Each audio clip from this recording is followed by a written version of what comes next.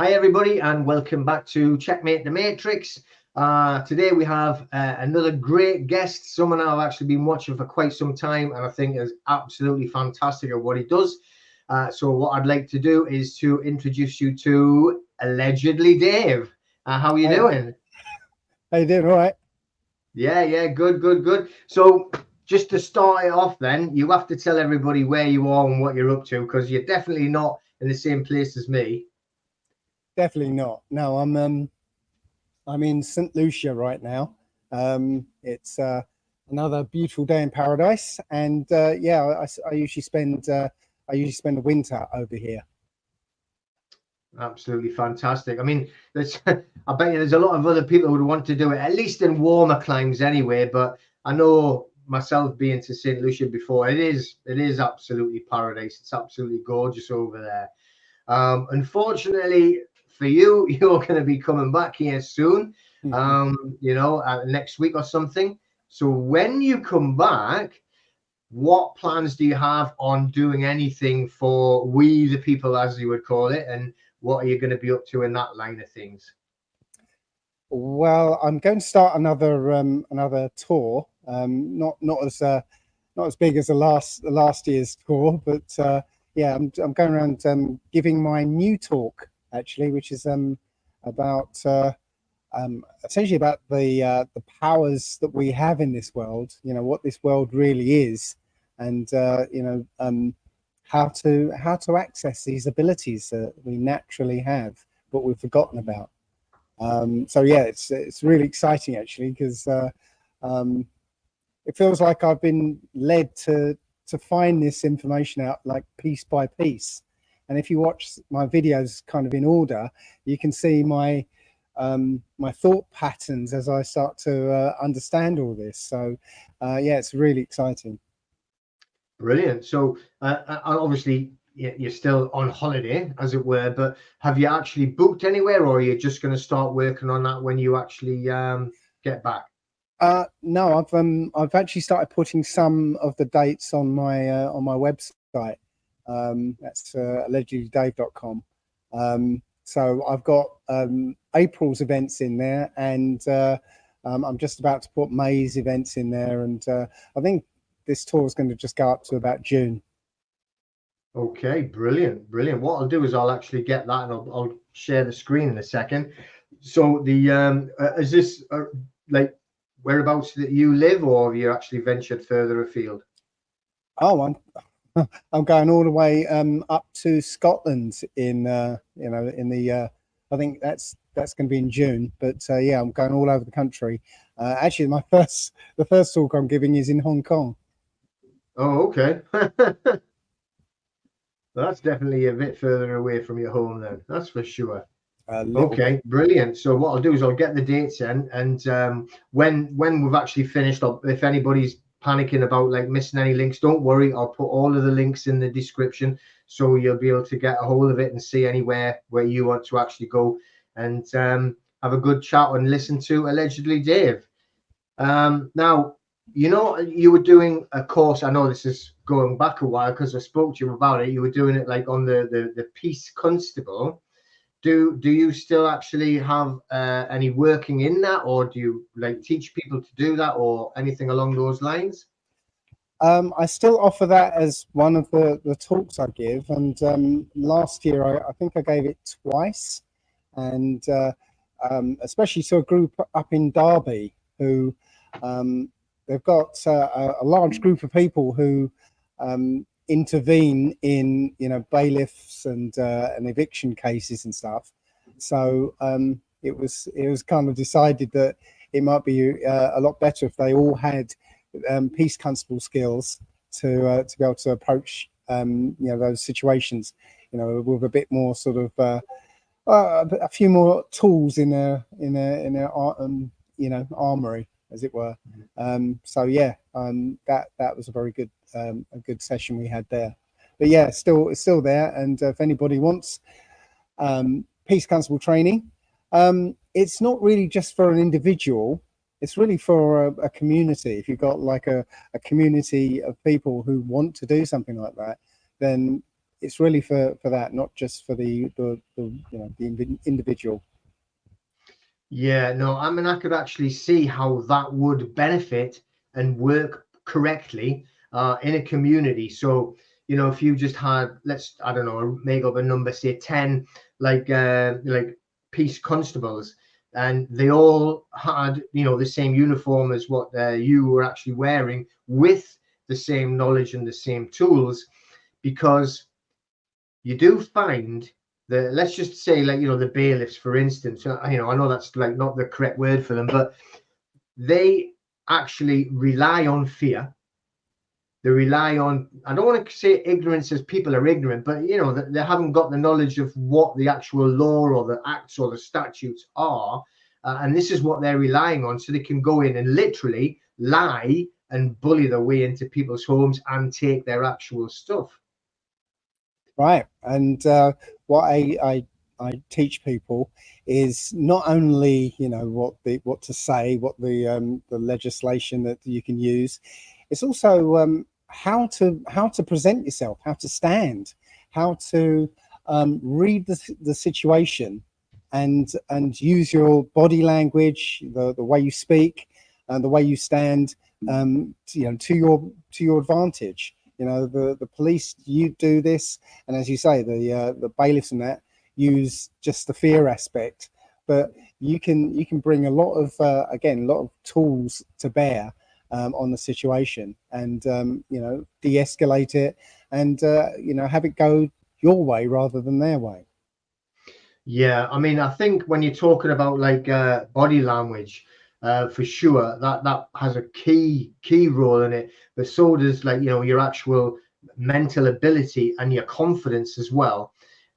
We teach a lot of self-defense. In fact, I used to train professional fighters, and a lot of it was just about meditation and your mental preparedness for it, which is a complete and utter winning or losing scenario. And that type of thing. I mean, do you teach that on the course, or is it something you try to get people to go out and search for after? No, I show people that, okay, for instance, the way you stand, let me take a step back. When you feel a certain way, your body responds by acting a certain way, right? But it's a two-way street. So if your body is positioned a certain way, you start to feel the corresponding way. Does that make sense? Mm-hmm.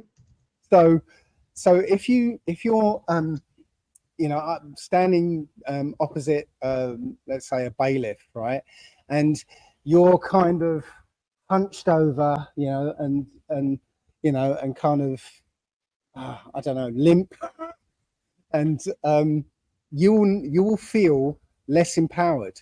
But if you stand up straight, and chin up slightly, and you put your hands behind your back, you all of a sudden feel confident, and you look confident. You project confidence out there, and you start to feel it because you're in that pose, right? So that changes the dynamic of the situation.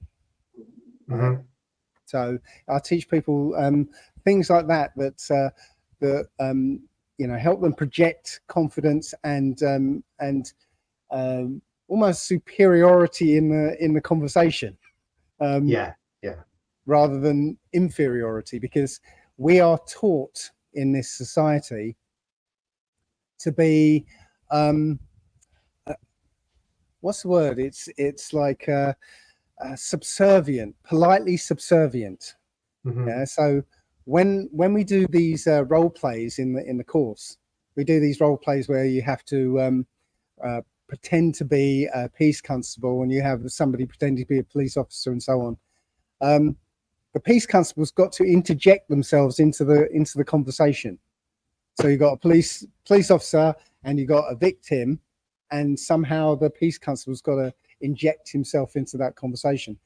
And the very first time people do the role play, they inject themselves into the conversation by saying something like, sorry, or excuse me, or something like that, right? Which is that subservient politeness. Do you see what I mean? It puts you at at a sort of lower level, a sort of pleading level with the one you're trying to talk to, rather than a confident yeah, my name is, and I'm a peace constable, and I'm here to protect this man's rights. Right, that that puts you in that scenario, and you're in there with confidence, and it's very clear what you're doing. But when you're sort of, excuse me, it's you're now almost begging the authority figure. Yeah. I mean, to actually be able to do it, I mean, it must be good fun when they're actually trying to work. And obviously, I think in this scenario, when you're doing role play, I think the first thing you're going to feel is self-conscious, or Dave's looking at me, he's going to think I'm daft, and I'm scared to do it. I'm embarrassed because I've never done it before. I haven't got that confidence. But on role play, it's the only way to develop the confidence without diving in at the sharp end and trying to develop it face on, where they're actually going to be quite aggressive to you anyway. Well, the funny thing that happens in these role plays is usually the person playing the police officer starts really getting into being a police officer. Yeah. Wow. And literally there was a couple of times that I brought along like a fluorescent jacket and a sort of play police helmet type thing, but people would get into the role, and there were a few people who really, I think they're missing their career choice, because they literally really got into the police constable role, and it made it very real for the people who are actually playing with them. That's very interesting. Yeah, have you ever seen that film that they made about the experiment they did in New York, where they actually split the group into two? What this was going to be the prisoners, and they were going to be the warders. Prison experiment. Yeah. Yeah. And how crazy the actual prison officers just turned. Yeah, unfortunately, that's it. It's psychology.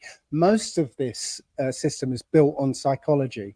Right from the uniforms, psychologically designed to inspire fear and unease.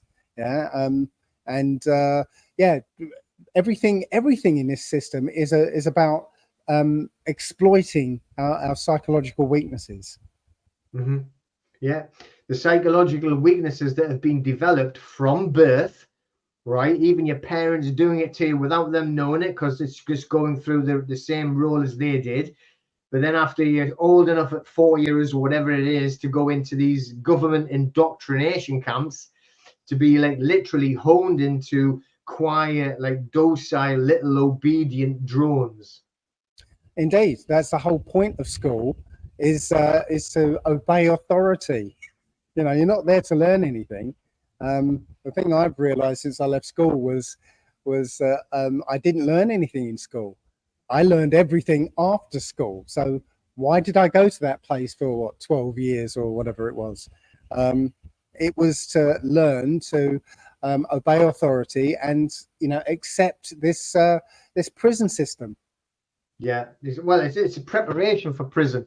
I was watching. I can't remember what it was, but it was showing these images, and it was like the dining room of these schools, and there was a wide selection of schools, and then they showed you the dining rooms in these prisons, and they're identical. It's preparing you for I've always said we live on a prison planet anyway. I've always said that. This is like it is. There's no way that we don't even belong here. We've been taken from somewhere else and put here, and it's got a firmament over there, so we can't escape. But yeah, the whole thing is about prison. Yeah, I mean, I haven't actually even looked at a school since I left it, but a couple of years ago we were doing the serving liability notices to the schools. So I went to a school again for the first time since I left it, and I was shocked because it literally was a prison. There were fences that were like 12 foot tall all the way around the school. It's like it's a prison camp, So yeah, and we weren't brought here. This place was designed for us. right? Literally designed for us. But, and this is where it gets all science fiction-y, there's been an invasive species that has invaded this place, and they've constructed this prison planet around us. You know, while we weren't looking. Essentially, we weren't taking any notice while they constructed this thing, and now the way it seems to me is the 19th century was about establishing the groundwork, and the 20th century was about testing and developing all the systems. Now the 21st century is implementation. So during the 20th century, for the most part, we were allowed to play in the sun while we worked in their jobs to develop the systems for them. And now we've developed the systems for them. Now that's when it's all coming into play now. Yeah, that actually makes a lot of sense. You know, because if you look at, well, I tell you, some of the videos that I've watched of yours, you know, talking about the alternative history is just amazing. And from there, I've actually watched others, you know, showing it, and it's quite shocking, you know. And I was looking at, obviously, I know my accent's not the same, but, you know, I'm from Scotland. I'm Scottish. I've like got a Scottish heritage, and also tied into Ireland. And then when I was looking at these videos to show how different it was, and the name Stuart, and they were describing these people Stuart, and I was like, hang on. So I had to go back and watch it all again. But you know, obviously it doesn't look like me, but it resonated though. And thinking, yeah, you know what? I mean, it's all just been about ethnic cleansing and changing that's a huge reset, isn't it? Yeah. So yeah, obviously the Stuarts comes from the word swart, which is where swarthy comes from, which means black. So the Scots and the Irish were black people. Now there is it starts to make sense why there was this hatred between the English and the Irish and the Scots. It wasn't because of politics or anything like that. It was an ethnic thing, because the English or the Anglish are Germans. That's it. They invaded from Germany, and essentially they started attacking all the black people who lived in Britain and Scotland and Ireland. Yeah. I mean, I don't know how you would sort of like get that over to, you know, everybody, you know, but it doesn't. I mean, it's actually written down in books as well. I mean, it's not like, you know, you're going and just, oh, do you know what? I've had this amazing dream and an idea. I'm just going to go start telling everyone. I mean, you know, right? So anybody who's looked at history, you're thinking, what's wrong with it? What's missing? Because all of these books have gone. How comes there's these books on this period, but there's not on periods before or after? It's like they're trying to hide everything, aren't they? And then the bits fall into place. Yeah, again, for the bits to fall into place, you need a key. And until you find that key, nothing makes sense. You find that key and everything fits around it. So, but yeah, they literally destroyed all the evidence of what happened. I think there was somebody called Thomas Cromwell who destroyed 97% of all artwork, manuscripts, and you know, any documentation. 97%, and then everything was repainted, resculpted, and everything after that. But just from a logical point of view, when Oliver Cromwell came in, he was tasked to exterminate the Irish, and he went in with his soldiers and he killed virtually every Irish man he could find, and those he didn't kill, they transported to their new colonies in the Caribbean. Okay, and it turns out that he was so successful, the population in Ireland went down by 40%. Well, that's essentially all the males gone. So how does a population of black women survive if there's no men? Well, Oliver Cromwell couldn't pay his soldiers, so he gave these soldiers lands in Ireland and Scotland, as it were, and those lands came with titles. And if you saw Braveheart, you remember when the king said, "We're going to have to introduce a new custom, prima nocta." Yeah, Mhm. do you remember that? Yeah. Yeah. The problem with Scotland is it's full of Scots. So if we can't get them out, we'll breed them out. Well, if you want to make that line more accurate, it would have been, it's full of blacks. So that's why he wanted to breed them out. I mean, so that's what they did. They raped the women who remained in Ireland, and the darker skinned offspring got transported over to the Caribbean. The lighter skinned ones got to stay.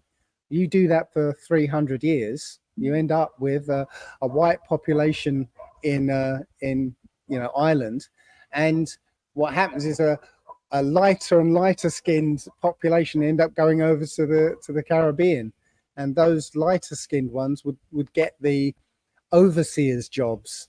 So from the perspective of the Caribbean, it was white people who were coming over. But from the perspective of Ireland, it was black people being sent over. And it turns out that it was only in 1940 when the Irish gained white status. Until then, they weren't considered white. But after 1940, they were now white. And I think there's a racial slur in America. There's loads of racial slurs for black people. And in America, one of them is smoked Irish for a black person. Smoked Irish. And when my parents came over to England from the Caribbean, they saw the signs on the boarding houses that said no blacks, no dogs, no Irish. And I always wondered, why are the Irish lumped in with the black people? It's because in America and in this country as well, but it's more known in America, there's something called the one drop rule. So that means 1 drop of Negro blood makes you a Negro. So the Irish, even in the 1950s and 60s, still had that stigma of having Negro blood. So that's why they were essentially thrown in with the black people coming over from the Caribbean. Wow. Yeah, I mean, go on. I was just going to say, as far as Scotland's concerned, a lot of the Scots ended up in Jamaica. So have you noticed what the Jamaican flag looks like? Yeah, it does actually, doesn't it? It is. It is the St. Andrew's flag. Except they just changed the colours. Yeah. And if you go to Jamaica and just do the audio equivalent of relaxing your eyes and just listen to the accent, you're going to start to hear a Scottish accent behind this Jamaican accent. Right. Wow. Hey, I bet you can just. But then again, these are the things that I've only just started looking at that for the last couple of months. I mean, I've seen things before years ago, and it's like you see it, and it's like talk about like that they had like black nobility and everything, but it's actually 2 or 3 videos that I had watched, and then found your video on it as well. So then started watching yours, and like I say, this is just like kind of that is the key that's just went ding ding ding ding ding, and all the dominoes are falling down to actually make it your mind actually feels more at ease, thinking, do you know what, all of that actually makes sense now, and I can see how they actually did that, but yeah, and what you're saying about like the Jamaican flag, just I mean, that's just, it's hitting you in the face, isn't it? It's like, again, the truth hidden in plain sight. Absolutely. And it's not about race either, because we're in, according to the Old Testament, we're in a time called the confusion of face. So essentially, you can't look at somebody and know immediately who they are. So you look at a white guy, you don't know where his lineage comes from. In one of my videos, I show a guy called Cedric Barber, and in one part of this video, he's standing in front of a painting of a guy called Francis Barber, who's the black manservant of Samuel Johnson. And he's standing there and he's saying, Francis had a son called Enoch, and Enoch had a son called Edward, and Edward had a son called Norman, and Norman had a son called Cedric, and that's me. So, but you wouldn't know. You'd look at this white guy, normal looking white guy, but he descended from this Negro manservant. Mm-hmm. Mm-hmm.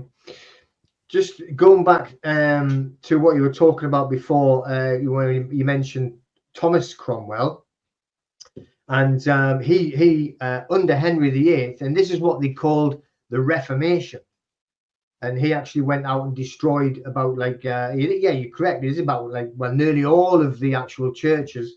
We've got a priory here, they call it a priory, don't know, but it was for the monks. And it's completely destroyed. Well, they've got a few walls and that. It's right on the mouth of the River Tyne in Tynemouth. This beautiful little part of Newcastle, on that town. And I'm pretty sure that they actually destroyed that, and that they actually had a specialized team that would dismantle all the glass. And when they dismantled all the glass, because it was all colored glass, all the different colors, that would have been showing the pictures of the true ethnicity of what they were actually trying to get rid of. So they couldn't have those pictures in there. So they, again, with the churches, they would have had all of the artwork of the what they would have seen Jesus as well, right? They got rid of everything. They burned as much as they could. They broke down all of the glass, and so they could sell it later on, but it was all dismantled into all the different colors instead of making a picture. I mean, that makes sense. I mean, I've read it a few times, and obviously when I was looking at it, it was because of the third crown, the convocation crown, that the actual the Phoenicians got him with the Venetians, so he could actually take over the country on their behalf, right, and get rid of the where they were trying to get rid of the Vatican. They were fighting each other all the time, but when you put it into that context as well, it actually makes even more sense. Well, that was a process that was actually started in Europe. We call that the Renaissance. So again, all the artwork was destroyed, and most people when they think of the Renaissance is like this explosion of art. Well, yeah, the explosion of art was only there because they destroyed all the previous art. So they reconstituted the same artwork, but in different colors, shall we say. But here's the thing, though, that Renaissance period didn't get to Russia. So it went through Europe, through sort of Southern Europe, but didn't get as far up as Russia. So Russia retains all the original religious icons.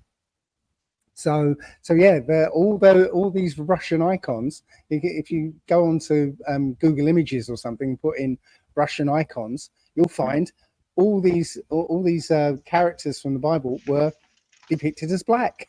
So yeah, it was just as you say, they would literally destroying and making sure that nobody ever sees that the true identity of all these characters.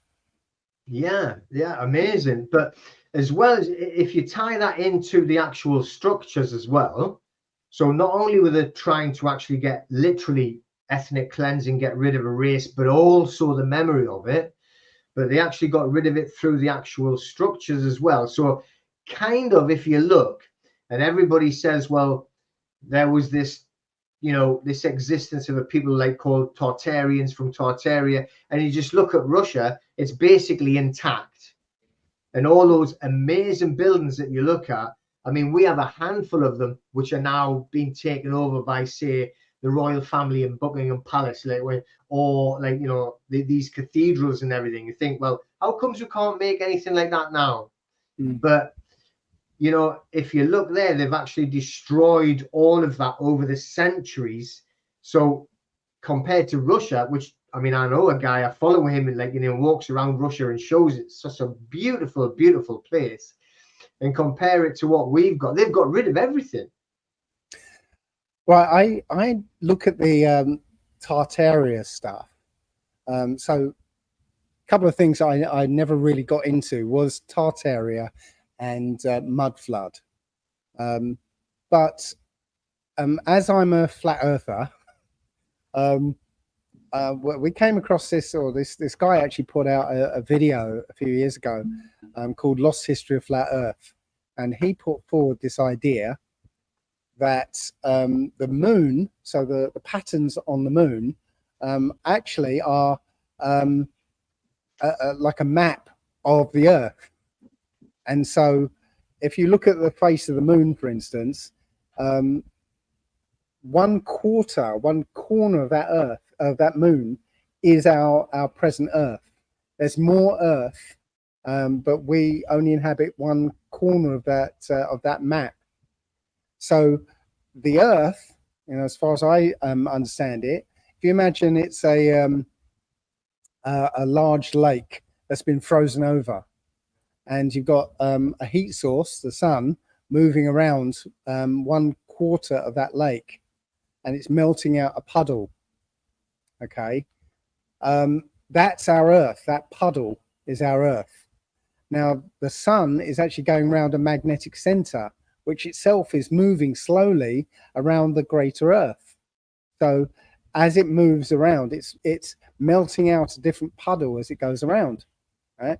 So what happens is, over time, continents disappear under the ice and new continents appear from under the ice. And what I believe is found on these continents when people move there are cities that are already built and that people used to live in. And but what happens is, as the ice melts, that water has to go somewhere, so it stirs up all the silt, and as the water drains away, the silt settles at a different level, and it submerges, or either completely or partially submerges these cities. So people sort of move to these continents and go, oh, what's this structure here? And they start digging and they find an entire city. And then they say, oh, we built it. But actually, they don't say that. They never say we built it. They say we founded it. Mm-hmm. So I believe this architecture they call Tartarian is actually like the world architecture, but it's not this world's architecture or our world's architecture, because they've gone through to great lengths to destroy that architecture, so we don't sort of figure out that you know, we're not the pinnacle of human achievement, because we can't build those places today, you know. So we're definitely not the pinnacle, right? So we're in a controlled environment that you know, that they've built up around us, and they've given us a story to believe that we are, you know, everything is naturally occurred, and it's all evolution, and here we are, the top of the tree. It doesn't get any better than us, and this is the best sort of society that we could come up with. Yeah.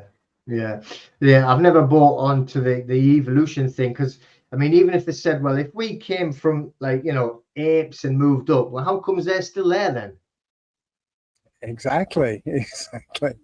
No, the evolution thing can't work, because when you look at how everything is interconnected, so you've got this animal who depends on you know, this plant, and that plant depends on that insect, and that insect depends on, you know, these birds who do this, and so on and so on. It all has to come into place all at once. So no, they can't be all these things, evolving, at their own time, at their own pace. And also because, okay, so they say you've got this dinosaur that evolved into a bird. So, you've got the little dinosaur with the little stubby arms, and then somehow it evolved into a bird with wings. But before that dinosaur could end up with a functioning wing, it would have had a non-functioning arm for a long time. How does an animal with an arm that doesn't work survive? No, it doesn't. None of it makes sense. So no, it's not true. Yeah, exactly. Especially if, with no arms to protect itself, everything else is going to try and eat it. So it wouldn't have had time to evolve anyway, would it? It would have got eaten up well before it actually had the thousands of years, or whatever they say, millions of years to evolve. But yeah, I mean, I think, it doesn't take like huge amounts of like critical thinking to actually start to make everything crumble. And then there's these big cracks that appear in the normal like story, and some of it is just so ridiculous that you think, hang on, there's no way in the world that could ever be true.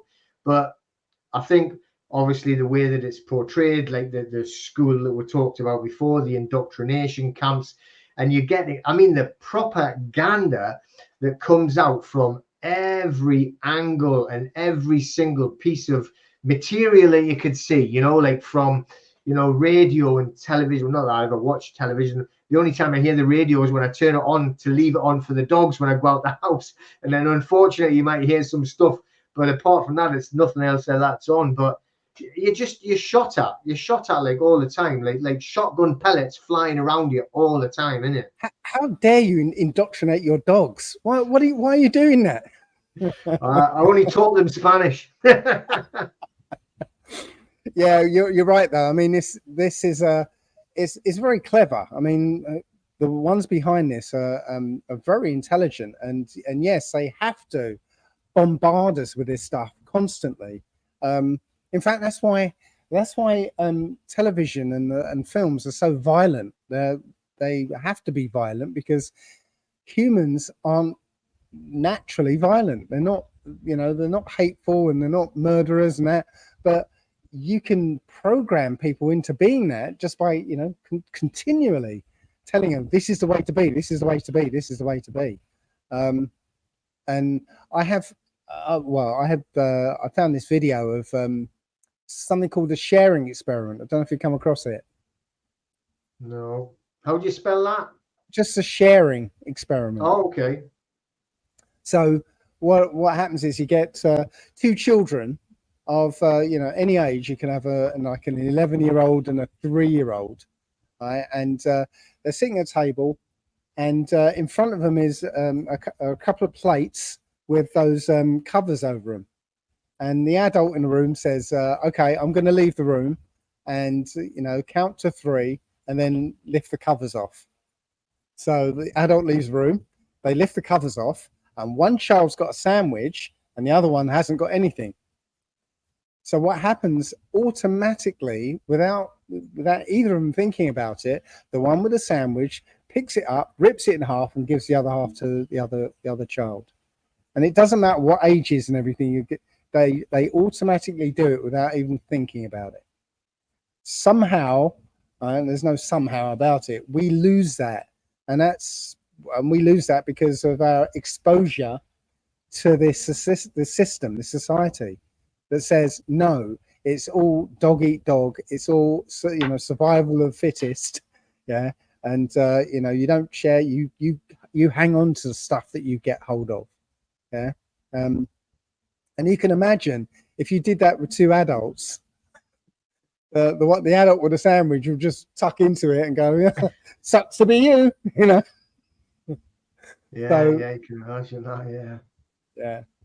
Cool. Now I get that now, the sharing experiment. I thought I've never actually seen that, but yeah, I've seen similar things. But I mean, it just, when you look at it sort of like how would I explain this? where sort of like I've come into an angle when I'm trying to explain to people who they are. And look, so like don't follow, not don't follow, but don't swallow all of this legislation, right? Know about it and everything, but don't believe that they're talking about you. And they're actually got this actual fiction, and they've created a fiction, and they call it, like, you know, legislation, and they call your fictional side a person. So your person fits into this legislation because you can't, because you're not actually part of their fiction. So you have to try and intermingle them. I mean, if you look at it that way, which is obviously I can see from behind, like the historic part, everything that we've spoke of there, which is just amazes me. Just, you know, you just sit for hours just delving into all of that fantastic like knowledge and seeing what's really happened, you know. But trying to get people to take any responsibility for themselves, instead of being, well, that person there, and then trying to get them to accept, you know, this might not be true. Sometimes I think that's why you can end up getting a lot of stick off others, because they don't want you to, they don't want to be like not the norm. They don't want to be like outside of what is accepted normally. So we get thrown away, and the black sheep of the family, and you're weird and you're crazy, and you're I get a lot, you're a flat earther. Well, I know it as I said earlier on, it's all psychology. Yeah, they know that we are social animals. Yeah, we are, you know, the ultimate social animal. So none of us really wants to be outside of society, you know, away from everyone else. You know, we all want to fit in with each other. So they exploit that. But I like to see this whole thing more like a game, because it is a game. Right, so you know, the legislation, well, that's literally nothing. It's rules of a corporation. It's like the Tesco's handbook. If you work for Tesco's, the Tesco's employees handbook, you know, tells you all the rules and regulations and things you have to follow, things you have to do, things you're not allowed to do, and so on. But those don't apply to you if you don't work for Tesco's. Yeah. So, you know, but if you want to follow those rules, you can, if you want, all right? And you can, you know, if you follow those rules, then you have to accept the punishments that go with them. But really, if you don't work for Tesco's, you can ignore them, right? The only thing is that they've built up a house of cards around all these rules so that they look solid and they look real and they look like they apply to you, but they don't. So if you see this as a game, and if you know the rules of the game, then you can play well, and you can, you know, you can sort of, well, I don't like saying beat them, because you never really beat them, because at the very least they take your time and attention away from you. So, but you can, you know, you can stump their attempts to you know, fine you and punish you and stuff like that. Do you want me to go into my approach to things like that? Definitely. Okay, so let's imagine ULEZ, for instance. Okay, Yeah. so the game is, they are trying to say that on a certain day, at a certain time, right, at a particular location, you I don't know, you violated their ULEZ policy. Okay, so they're trying again. The House of Cards says, okay, this is a real thing. ULEZ, you're not allowed to go in there, and if you go in there and do that, then you've caused somebody some kind of injury or harm. Yeah. Obviously you haven't. So it's the employees handbook thing again. So because they said that on this date, this time, on this location, you did something. So let me ask you, where were you? I'm talking to you now, Peter. Where were you 2 weeks ago on Wednesday at 5:45 and 30 seconds? You don't know, right? Yeah. So you know their notice that comes through the door says that at 2 weeks ago on Wednesday at 5:45 and 30 seconds you were at that place. So you can legitimately say, I have no record of being at that place at that time because I don't know if I was there or not. Do you have evidence I was there? Well, turns out they don't. They have no evidence whatsoever. Now, next thing that people will say is, well, they've got a photograph of me and of my car. It's like, oh, they've got me. Photograph, there it is. But a photograph isn't evidence. It can support a witness statement, but it can't be evidence on its own. Yeah, a camera is not a witness. Right? So, you know, if a camera was a witness, you could go to court and say, I call the camera. I want to hear the camera's testimony, which is clearly ridiculous. So, no, a camera is not a witness, and a photograph isn't evidence. So, when they show you the picture, you can actually say, that picture looks very much like my car, but do you have any evidence it is my car? I have an article that says, and I can't remember what year it's from, but it's recent years, that there was over 1 million false ANPR readings. So how do you know that yours wasn't one of these false ANPR readings? Because the only thing that differentiates your car, your particular car, from maybe 50,000 other identical cars on the road is that number plate. So how do you know that an ANPR reading was a correct one? How do you know that your car wasn't cloned? How do you know that when that picture was taken, there was a bit of bird shit on the number plate that made an F look like an E, or a C look like a G, or any number of things? How do you know that that's my car? Have you got any evidence it's my car? And they haven't. So the photograph and the notice itself is there to, again, exploit your psychology, is to make you confess. That's all. Right? And without a confession, they've got nothing.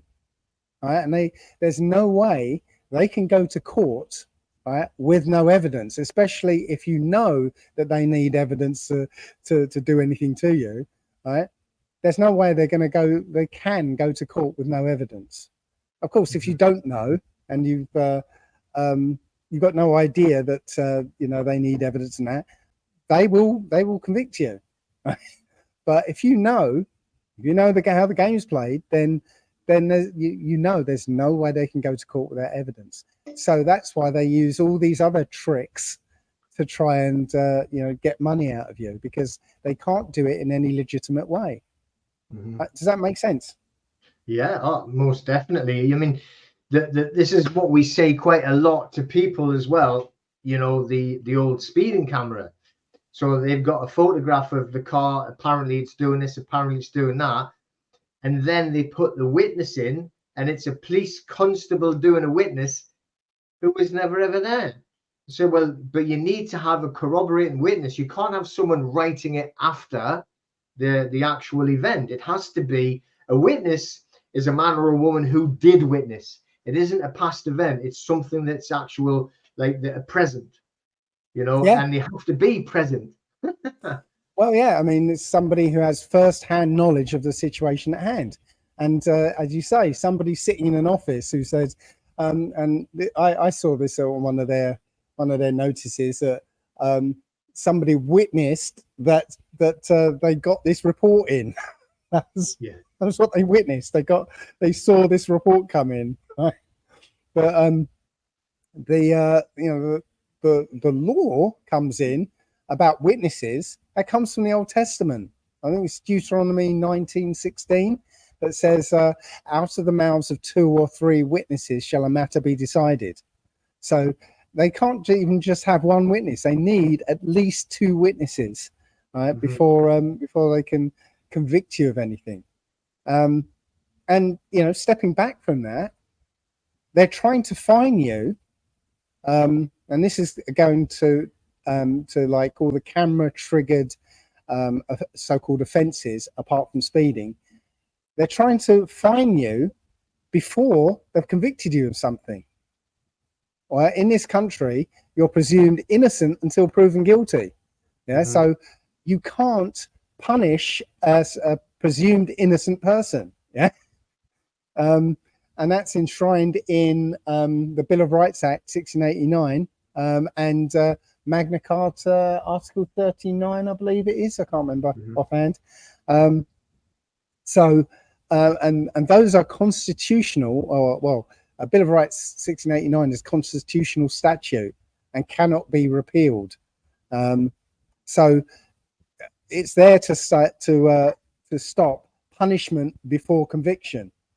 So you can use that against these camera triggered offences. You can't use it against notice of intended prosecutions, because the police there are using a very sneaky trick. They're not fining you. What they're doing is saying, we're going to prosecute you, but you can settle out of court for this much. So that's how they get around the 1689 Bill of Rights by just saying, oh no, we're just going to offer you a settlement. But again, they have got no evidence whatsoever, and this is why they resort to the tricks like a single justice procedure, which is essentially them bypassing court just to do a summary judgment based on your confession. Yeah, that's it. All right. So, but you have to agree to that summary justice procedure. So if they can't do that, if they can't get you to admit or agree to that, then they will take you to court without you knowing, which they can't really get away with, because it's Magistrates Court Act 1980, Section 14 says the all proceedings are fraudulent, or not fraudulent, but they're invalid if the defendant didn't know about them. So if they take you to court without you knowing, you have to do what they call a statutory declaration, right? A declaration of truth, to say, I didn't know about it, and then all the points and the fine or whatever get chucked out, and now they have to start again. So yeah, if you know how the game is played, as I said, you know how to stump them at every turn.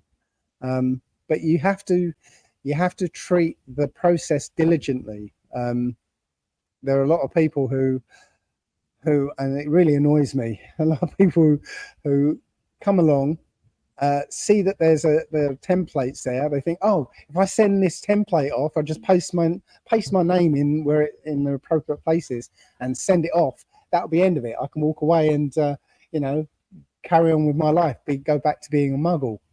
But they don't understand that there's a whole process there, and something you need to understand. You can't do it sort of blindly, because if they sense weakness, they will keep coming after you. They sense weakness, they'll just roll over you.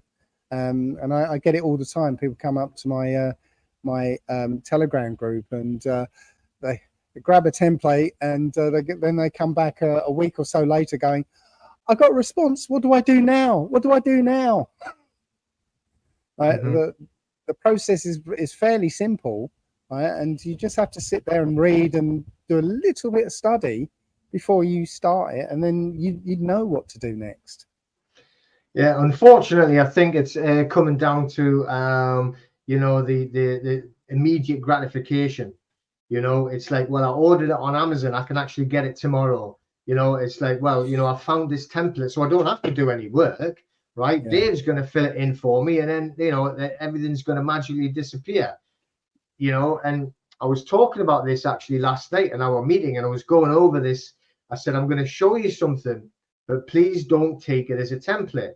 I'm going to design it. I'm going to give you it later. But look, you must understand it, because if someone asks you a question on it later and you can't explain why you've written that line there, then you haven't written that line there. And obviously I'm working quite closely with it's a private group, so they will get it in time. But like generally they go onto a Telegram group, they go onto a Facebook group, they snatch it off the files, they take it away, and then they don't know what's going on, and then they complain when someone is like, they get this coming back to them. It's even worse than the first one, the first notice that they actually got telling them they're going to get prosecuted on a what do you call it, single justice procedure or whatever it is.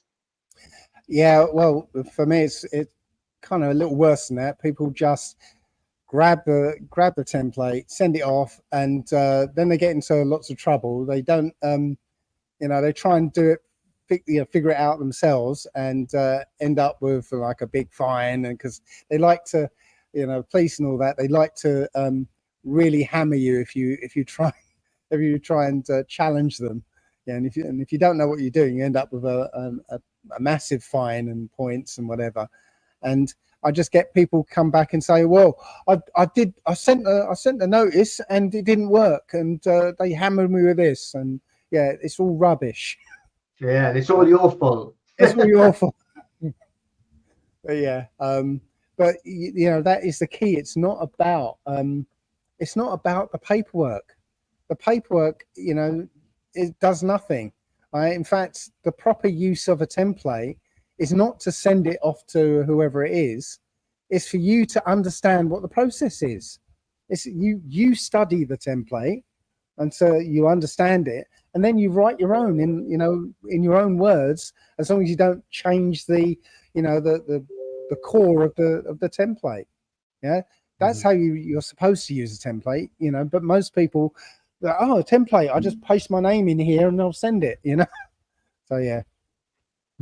Yeah, I mean, we do like very similar on when I'm dealing with like the debt, and then trying to get people to actually comprehend why you're actually sending what you're sending and what you're asking for and why it actually works. And a lot of people just think they want it sent and they just want it all to disappear without actually getting to grips with it. And then again, this is the big thing on the debt. So easy to get rid of. If you've got this debt collection company, well, okay, all right, I'll take that back. It's not so easy to get rid of. You do need to work and study. You've got to get some knowledge on it, and you've got to put some time into it.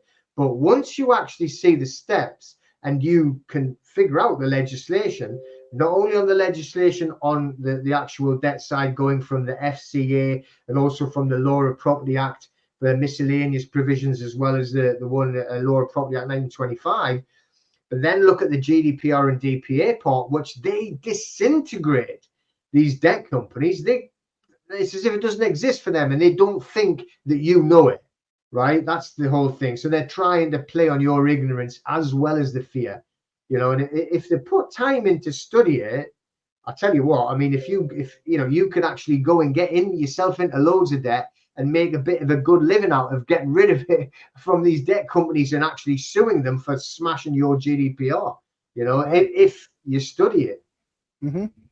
Well, I've got it down to now.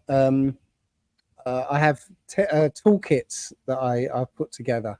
So they come with like a README first file, which has the whole process from start to finish. Why you're doing it, what your the aim is, So when you do something like ULEZ or red light camera tickets or whatever, what you're aiming for is an evidence pack that is your court case, right? So whatever happens after that, you've already got a summary judgment, right, in place.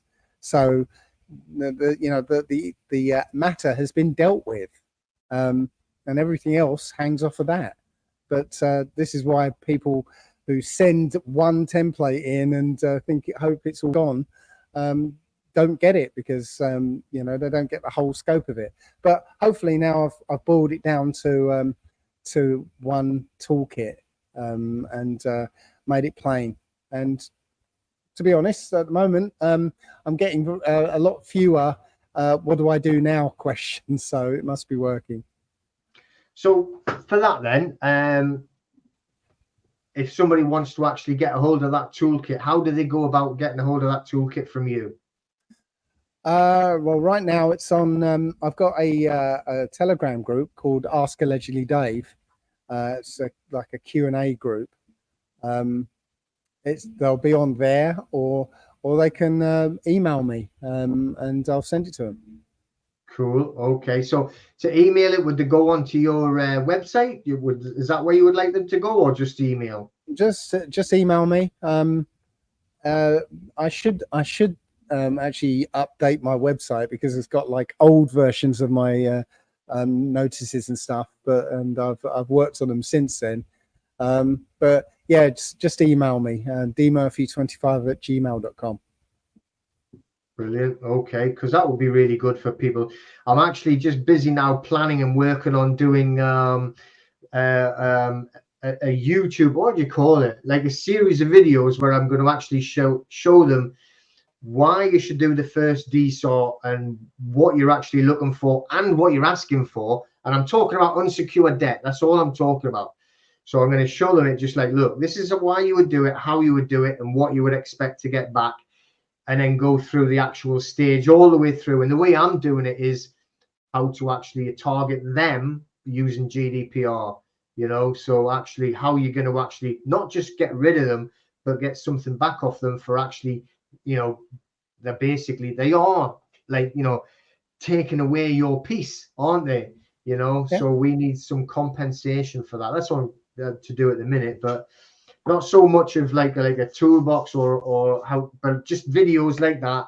And I'm going to do a series on the first one, what you expect back, then the second one, what you expect back, right up the way until you could actually put in an N1 claim against them. So we'll see. The only trouble is, I started trying to do that for speeding tickets and utilities and things like that, but you always get, for some reason, people who misunderstand what you've been saying in the video, and they go off in a different direction, and just because you've not spelled something, you know, something out that you didn't think needed to be spelled out, you know. Mm-hmm. Oh yeah, that is true as well. And I have had quite a bit of hassle from that, and saying, yeah, but you didn't mention this part of it. I was thinking, well, yeah, sorry about that. Yeah, I thought that was common sense, but no, it isn't. Yeah. You know, the most uncommon thing in the world is sense. Yeah, well, we are dealing with, there are, should we say, muggles out there who, again, I've got a science fiction-y reason for why they're here, but there are muggles out there who don't really want to understand what's going on. They don't really want to challenge the system. They just want to not pay a fine or something. They want to get out of something. Not want to realize that they're not actually in anything, if that makes sense. No, I get that, Pete. Yeah, and it's, you know, that's the thing is, I'm not trying to wake anybody up anymore, you know, so, but it's just, I still like to put out like information to try and get people to realize there's a lot more to this realm than what we're actually being led to believe, you know. But you know, sometimes it definitely feels like you're swimming against the tide, but we've got to keep trying anyway. You know, well, what I'm finding out these days is you know, there is a lot more to this realm than we realize, and one of the points of this system is to keep us away from how this world really works and our role in it. So I believe our role in this world is to experience it. Simple as that. We're here to experience it in our own unique way, because every one of us is absolutely unique. Every one of us has got you know, things that you can do that nobody else can do. Yeah. By virtue of the fact that only you see through your eyes here and now. So you've got a unique perspective on the world. So you've got a unique take on the world. And that means you can come up with something that nobody else will ever come up with. And that's what it is. It's, you know, to experience everything that can be experienced. So to be able to fulfill that role, I believe we have certain abilities that have been suppressed and hidden from us. And those abilities are to be able to shape this world in the way that you want it. Not in a, you know, a massive way that I'd like to move that continent over there. No, to shape your experience so you can draw into your universe, you know, the things that you need to have a particular experience that you want. Mm-hmm. So essentially you can shape your world. So yeah, I'm starting to find what, you know, how it works and how to do it. Brilliant. That's my next talk, actually. Yeah, definitely, for sure. So I'll tell you what, I'll wrap it up there then, because I don't want to take too much of your sunshine away from you, you know, over there in St. Lucia. But also, you know, I want to keep people mega interested, so they're like, oh yeah, I want some more of that. I'm going to go back and watch that one again. So hopefully we'll get some time later on and do another one and chat again. So I would love that.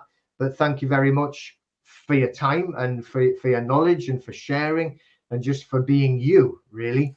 So is there anything you want to finish off with before we go? Oh no, that's about it, really, because I just think you've got to not get too caught up in this world, you know, the way this system is. It's a game. It really is a game. And if you stop getting so het up and worried about what you know, how this game is being played, and, you know, relax and play it as a game, it becomes enjoyable. Mm-hmm. So yeah, don't worry about stuff, yeah, and just treat it as a game. Definitely, which is exactly why we're calling it Checkmate the Matrix, right? We need to get to play a better game of chess in this chess game of life. Okay, so thank you everybody for watching. I hope you really enjoyed it. I'll put all the links to get a hold of allegedly Dave in all the Telegram groups and everything, and his website and all that, and have a look for the tour that he's going to be doing. Hopefully there'll be one near you and you can go and see him there live. Okay, so thank you very much, and thank you very much again, Dave, and bless everyone, and we'll talk again soon. Cheers.